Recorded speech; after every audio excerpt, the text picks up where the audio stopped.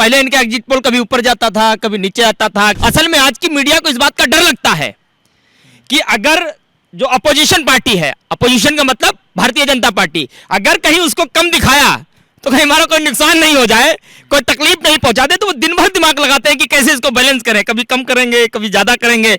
हकीकत यह है कि हर मीडिया पैनलिस्ट, अंजना ओम कश्यप से लेकर चित्रा त्रिपाठी से लेकर रूपका लियाकत से लेकर अजय गुल्लू देवगन से लेकर सब जानते हैं अच्छी तरीके से, कांग्रेस प्रचंड बहुमत से कांग्रेस में वापस लौट रही है, सरकार बना रही है। 150 से ज्यादा सीटें तो ऐसे ही आ रही हैं बगैर विश्लेषण किए हुए। यही पत्रकार सुबह कुछ बोलते हैं, दोपहर को कुछ बोलते हैं, शाम को कुछ बोलते हैं, रात को 2 बजे कुछ बोलते हैं। ये पत्रकार तो है नहीं, भारतीय जनता पार्टी के चरणचुंबक बन चुके हैं। हजारों करोड़ की मीडिया, सैकड़ों करोड़ के लफड़झंडिस जो दिन रात बैठ करके भाजपा सरकार की जूती साफ करते हैं, इनसे क्या उम्मीद कर सकता हूं मैं? आप नहीं मानते हो तो अंजना ओम कश्यप पे जाना, बोले दिल पे हाथ रख करके बताओ कांग्रेस का क्या हाल है कर्नाटक में, बताएंगी। 150 से ज्यादा सीटें आ रही हैं, लेकिन इज्जत बचाने के लिए हमको आज तक चैनल पर बैठ करके विश्लेषण जो है भाजपा के पक्ष में दिखाना पड़ेगा। भारतीय जनता पार्टी के कर्म, भारतीय जनता पार्टी के कुकर्म उनको 40 से कम सीटें दिलाएंगे। इस देश में मात्र एक ऐसा प्रधानमंत्री हुआ है जो एक काम बहुत ईमानदारी से करता है। नरेंद्र मोदी जी ये काम बहुत ईमानदारी से करते हैं। मैं कई बार लोगों से कहता हूं, झूठ बोलने का काम बहुत ईमानदारी से करते हैं, और ये एक काम करते हैं उसमें भी आप उन पे एलिगेशन लगाने लग जाते हो, भाई एक काम तो ठीक तरीके से करने दो। नरेंद्र मोदी है बहुरूपिया, इतनी गजब का एक्टर मैंने आज तक नहीं देखा। जेपी नड्डा धमका रहे हैं कर्नाटक वालों को, कहीं ऐसा नहीं हो कि यहां की जनता यदि मोदी जी को वोट नहीं दे तो उनके आशीर्वाद से वंचित न रहे। मूर्ख आदमी, अभी तक कौन है कर्नाटक में? 5 साल थे ना आप, क्या किया आपने? चोरी से लूटा हुआ धन कभी किसी के काम नहीं आता। सरकार तो चुराई थी ना आपने, षड्यंत्र करके कांग्रेस की सरकार थी, गिराई थी ना आपने। आज उसी का परिणाम आपके सामने है। राहुल गांधी की सदस्यता सिर्फ खत्म नहीं की गई, उन्हें सदन से सिर्फ डिस्क्वालीफाई नहीं किया। एकमात्र ऐसा शख्स था जो हिंदुस्तान के सदन में हिंदुस्तान की आवाज बनकर के गूंज रहा था, आपने उसको डिस्क्वालीफाई नहीं किया, हिंदुस्तान की जनता को डिस्क्वालीफाई कर दिया। फिर भी तमाम लोगों ने, हमारे जैसे कांग्रेसियों ने रोष व्यक्त किया, राहुल जी ने नहीं किया। उन्होंने कहा कि तुम पद छीनते हो तो छीन लो, सांसदी छीनते हो तो छीन लो, तुम हम सदन म्यूट कर सकते हो, सड़क कैसे म्यूट करोगे? वो एक नेता नहीं है, वो एक जननायक हैं, हिंदुस्तान की नब्ज को समझते हैं, हिंदुस्तान की जनता की भावना को समझते हैं। मोदी जी जननायक नहीं, वो जननायक नहीं, वो तो खलनायक हैं। ऐसा प्रधानमंत्री जो बहुरूपिया हो, गिरगिट की तरह रंग बदलता हो, ऐसा हिंदुस्तान को प्रधानमंत्री नहीं चाहिए। राहुल जी कट्टर ईमानदार है, वो कट्टर भ्रष्टाचारी हैं। हम सब बदल रहे हैं आजकल, हम इलेक्शन जीवी नहीं हैं, हम जन की बात सुनते हैं, ये मन की बात सुनते हैं। फर्क यही है, रात में जब नरेंद्र मोदी जी सोते हैं उन्हें स्वप्न में राहुल गांधी आते हैं। पहले आते होंगे ना, अब तो लोग भी आते हैं, अब तो और ज्यादा आते हैं। बोले कि ये आदमी जब तक सदन में था तब भी नाक में दम किए हुए था, सदन से डिस्क्वालीफाई करा दिया तो और ज्यादा नाक में दम किए हुए, इसके तो पाँव रुकने को तैयार नहीं है। इसने भारत जोड़ो यात्रा क्या की कि इसको तो थकानी नहीं होती है। और फिर ये भी सोचते हैं, यार मैं तो 18-18 घंटे का सिर्फ जुमला दिया करता था, राहुल गांधी ने तो हकीकत में ले लिया है, तो हकीकत में 18-18 घंटे काम करने लग गया। तो आजकल तो गूगल बाबा इस बात की गवाही देता है, गूगल पे सर्च करो सबसे बड़ा झूठा कौन? नरेंद्र मोदी। सबसे बड़ा जुमलेबाज कौन? नरेंद्र मोदी। कर्नाटका इलेक्शन का घमासान खत्म हो चुका है, एग्जिट पोल आ चुके हैं। ओपिनियन पोल में कांग्रेस को फुल बढ़त थी, मगर एग्जिट पोल में कांग्रेस की जो है पोजीशन वो कमजोर दिखाई जा रही है, और कांग्रेस को सत्ता से दूर भी दिखाया जा रहा है और सत्ता के करीब भी दिखाया जा रहा है। कुछ जगहों पर कांग्रेस को दिखाया जा रहा है कि कांग्रेस 120 है, कुछ जगहों पर कांग्रेस को 80 दिखाया जा रहा है, तो भाजपा को भी लड़ाई में दिखाया जा रहा है। भारत यात्री जो है गोपाल तिवारी जी है, और लगातार ये जंतर मंतर के प्रदर्शन में भी है, और कांग्रेस के युवा संगठनों से भी जुड़े हुए हैं, लगातार अपनी बात रखते हैं, तो उनसे जुड़े बात करें।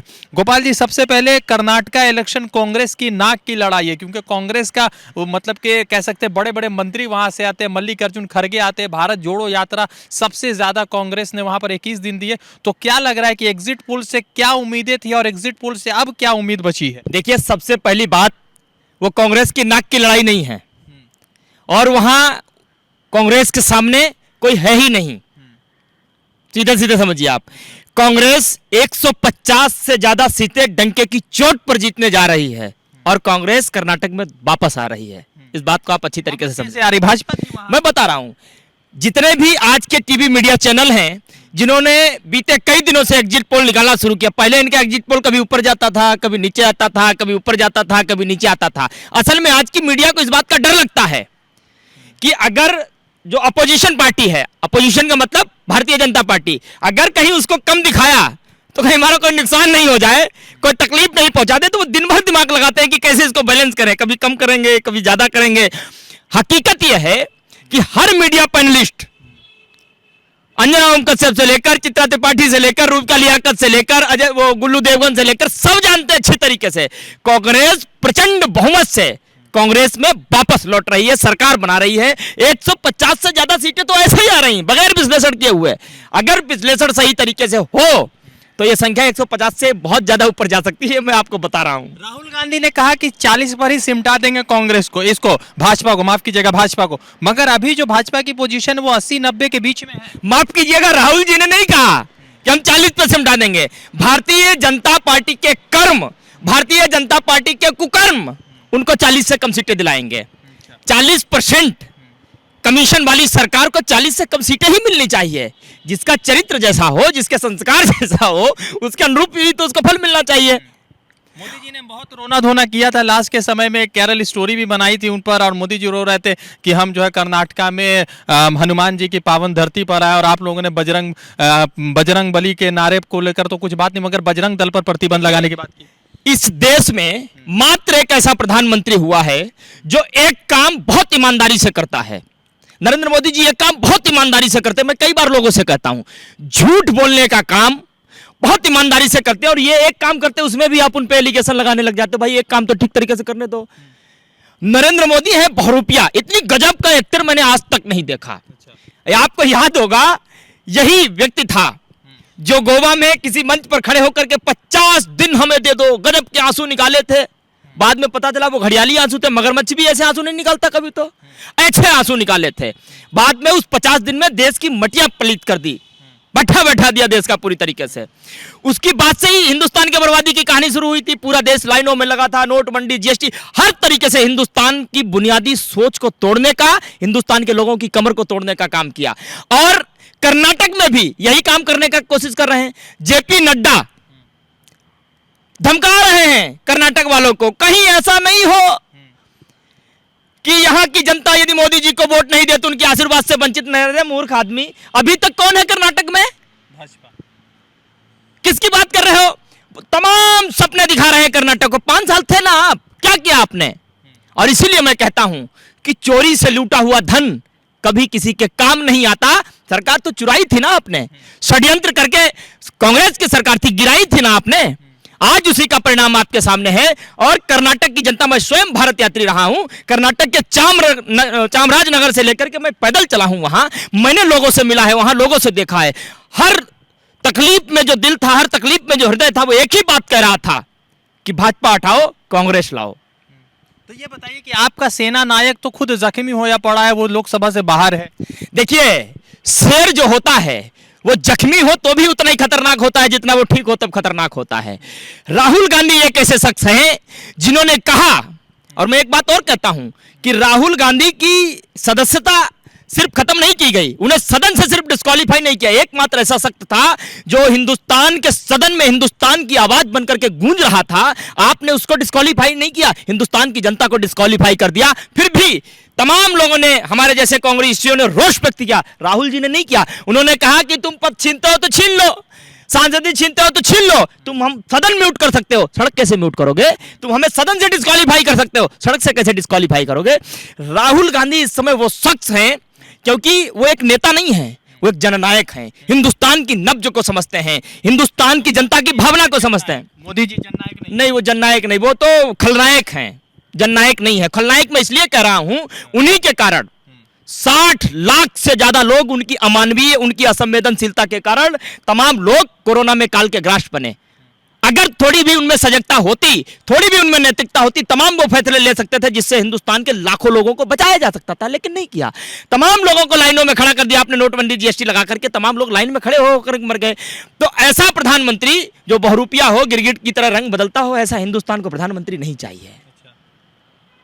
अच्छा, एक बात बताइए, क्या लगता है कि एग्जिट पोल को छोड़िए, आपको क्या लगता है कितनी सीटें ला रही है कांग्रेस? 150 प्लस तो ऐसा ही ला रहे हैं जो हमने गिनी है। तो ऐसा भी तो हो सकता है कि आपको चॉकलेट देखकर एग्जिट ओपिनियन पोल पर फंसा दिया और पूरी सत्ता बोले। देखिए, हम तो ओपिनियन पोल पे विश्वास करते नहीं हैं, क्योंकि यही पत्रकार सुबह कुछ बोलते हैं, दोपहर को कुछ बोलते हैं, शाम को कुछ बोलते हैं, रात को 2 बजे कुछ बोलते हैं। ये पत्रकार तो है नहीं, भारतीय जनता पार्टी के चरण चुंबक बन चुके हैं। हजारों करोड़ की मीडिया, सैकड़ों करोड़ के लफरझंडिस जो दिन रात बैठ करके भाजपा सरकार की जूती साफ करते हैं, इनसे क्या उम्मीद कर सकता हूं मैं? कोई उम्मीद नहीं कर सकता। और ये जानते हैं, आप नहीं मानते हो तो अंजना ओम कश्यप पे जाना, बोले दिल पे हाथ रख करके बताओ कांग्रेस का क्या हाल है कर्नाटक में, बताएंगी। 150 से ज्यादा सीटें आ रही हैं, लेकिन इज्जत बचाने के लिए हमको आज तक चैनल पर बैठ करके विश्लेषण जो है भाजपा के पक्ष में दिखाना पड़ेगा। किसी भी पत्रकार से जाके पूछ लो, सच्चाई है। आज ये कर्नाटका चुनाव से आप लोग थोड़ा सा मतलब कि खुश जरूर होंगे, चूंकि आप काफी दिनों बाद आपको जीत की एक जो है खुशबू मिलने जा रही है। तो क्या ये बात मत समझ ले कि 2024 से पहले आपकी जीत की जो डगर थी वो शुरू हो चुकी? देखिए, एक तो हम इलेक्शन जीवी नहीं है, ये नया शब्द कहाँ से? हम इलेक्शन जीवी नहीं, हम हर शब्द दे रहे हैं। इन्होंने कहा था कि मोदी जी कट्टर वो जो है वो है ईमानदार, हमने उसको बदला, राहुल जी कट्टर ईमानदार है, वो कट्टर भ्रष्टाचारी हैं। हम सब बदल रहे हैं आजकल, हम इलेक्शन जीवी नहीं हैं। हम हिंदुस्तान की कर्नाटक में रहने वाली उस जनता से गलियों गलियों घूम करके मिलने गए, पूछने गए। हमने अपनी बात नहीं सुनाई, मंच पे खड़े होकर के ऐसे हाथ नहीं लाए, हम स्वयं गए, उनसे पूछा, उनसे बात की, उनके दर्द को समझा। उस जनता ने कहा हमें आपकी आवश्यकता है, हमने कहा ठीक है। इसलिए कर्नाटक की जनता प्रचंड बहुमत के साथ अपना आशीर्वाद हमें देने जा रही है। उसके बाद हम मध्य प्रदेश भी फतेह करेंगे, उसके बाद छत्तीसगढ़ भी फतेह करेंगे और फिर राजस्थान भी फतेह करेंगे। और ये मैं इसलिए नहीं कह रहा हूं क्योंकि हम वो लोग हैं जो हिंदुस्तान के पास जनता के पास जाकर के उनकी बात को सुनने का प्रयास करते हैं, अपने मन की बात को सुनाने का प्रयास नहीं करते। हम जन की बात सुनते हैं, ये मन की बात सुनते हैं, फर्क यही है। अच्छा राहुल जी, क्या लग रहा है कर्नाटका इलेक्शन खत्म हो गया और कर्नाटका में राहुल जी ने 21 दिन बिताए, तो उस 21 दिन का मोहब्बत या 21 दिन का मेहनत जो है राहुल जी को मिल रहा है या प्यार मिल रहा है? देखिए, वो तो 21 दिन थे ही थे, क्योंकि हिंदुस्तान की जनता ने देखा कि अरे कोई ऐसा भी इंसान हो सकता है, एक ही टी शर्ट पहन करके लगातार हमारे बीच चल रहा है, हमसे मिल रहा है, हमारी बात सुन रहा है। सोचिए, जब वो चल रहे थे, हिंदुस्तान की पॉलिटिकल जो दिशा और दशा थी एक टी शर्ट पे तय हो रही थी कि किधर जाएगी किधर आएगी। वो तो 21 दिन थे ही थे, लेकिन उसके अलावा भी कांग्रेस के तमाम वरिष्ठ नेता, तमाम कार्यकर्ता लगातार उनके बीच मौजूद रहे। गांव से लेकर विधानसभा से लेकर ब्लॉक से लेकर के जिले से लेकर के हर चप्पे चप्पे जाकर के लोगों की बात को सुना उन्होंने, सुनाया नहीं। ये नहीं कहा कि तुम कांग्रेस को वोट देना, उनसे पूछा क्या सोचते हो, तुम्हारी क्या तकलीफ है, तुम्हारी क्या समस्या है। उनके एक ही बात निकली उनके मन से, भाजपा हटाओ कांग्रेस लाओ, भाजपा हटाओ कांग्रेस लाओ। में हट रही है भाजपा, 110% हट रही है। और यही तो डर था माननीय नरेंद्र मोदी, क्योंकि नरेंद्र मोदी अच्छी तरीके से रात में जब नरेंद्र मोदी जी सोते हैं उन्हें स्वप्न में राहुल गांधी आते हैं। पहले आते होंगे ना, अब तो लोग भी आते हैं, अब तो और ज्यादा आते हैं। बोले कि ये आदमी जब तक सदन में था तब भी नाक में दम किए हुए था, सदन से डिस्क्वालीफाई करा दिया तो और ज्यादा नाक में दम किए हुए, इसके तो पाँव रुकने को तैयार नहीं है। इसलिए भारत जोड़ो यात्रा क्या की कि इसको तो थकानी नहीं होती है।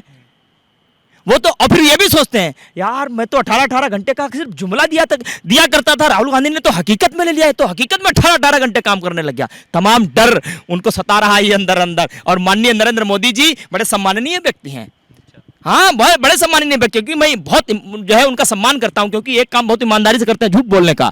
और इसीलिए वो झूठ जो इन्होंने देश की जनता से बोला, आज वही झूठ नरेंद्र मोदी को परेशान कर रहा है। आज वो भी सोचते हैं मैंने इतना ज्यादा झूठ नहीं बोलना चाहिए था कि हमें झूठा ही साबित कर दिया लोगों ने। अब तो देश की और तो छोड़ो, मैं तो कई बार कह चुका हूं, आज कल तो गूगल बाबा इस बात की गवाही देता है। गूगल पे सर्च करो सबसे बड़ा झूठा कौन, नरेंद्र मोदी। सबसे बड़ा जुमलेबाज कौन, नरेंद्र मोदी। सबसे बड़ा जो है वो लोगों को गुमराह करने वाला कौन, नरेंद्र मोदी। गूगल बाबा गवाही देता, मैं नहीं देता। तो गोपाल जी है, और गोपाल जी ने बहुत मतलब सही तरीके से जो भी अपनी बात थी, अपने विषय थे उनको रखा। सवाल यह है कि कांग्रेस कर्नाटका में आ रही है या एग्जिट पोल के जरिए लोगों को भ्रमित कर रही है ये नेशनल मीडिया। अब सवाल यह है 13 तारीख को पूरा प्रचंड बहुमत से कांग्रेस आएगी या जेडीएस की जरूरत पड़ेगी, वो 13 तारीख तक है बात। मगर इतना जरूर है कि अगर कर्नाटका के इलेक्शन से प्रधानमंत्री को अगर थोड़ा वक्त मिल गया है तो शायद यहाँ पर जो देश की बड़ी बेटियां हैं जिन्होंने देश को गौरवान्वित किया है, वो यहाँ पर प्रदर्शन पर बैठी उनकी बात आकर सुन ले तो अच्छा होगा। रज़ा अंसारी की रिपोर्ट। TV10 भारत, सच की ताकत।